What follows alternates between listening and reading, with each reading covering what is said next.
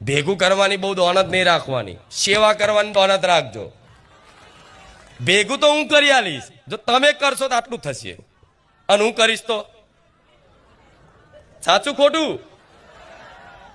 એટલે ભેગું કરવાની કામના ના કરતા, બહુ પૈસા કમાઈ કંજૂસ વેડા કરી ભેગા કરું.